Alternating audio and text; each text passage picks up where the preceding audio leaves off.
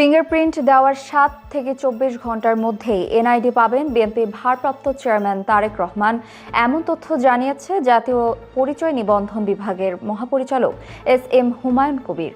শনিবার ইসি নির্বাচনী প্রশিক্ষণ ইনস্টিটিউটে ভোটার নিবন্ধন ও জাতীয় পরিচয়পত্র এনআইডি পাওয়ার যাবতীয় কার্যক্রম সম্পন্ন করেন তারেক রহমান ও তার মেয়ে জাইমা রহমান। দুপুর ১টায় তারেক রহমান তার ভোটার নিবন্ধন প্রক্রিয়া সম্পন্ন শেষে নির্বাচন কমিশন ত্যাগ করেন।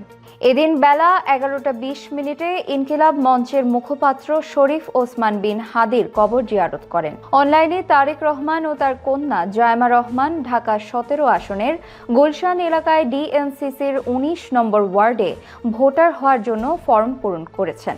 গত বৃহস্পতিবার ১৭ বছরের নির্বাসিত জীবন পার করে দেশে ফেরেন। আগামী ১২ ফেব্রুয়ারি একই দিনে ত্রয়োদশ জাতীয় সংসদ নির্বাচনকে সামনে রেখে ভোটার হলেন তারেক রহমান।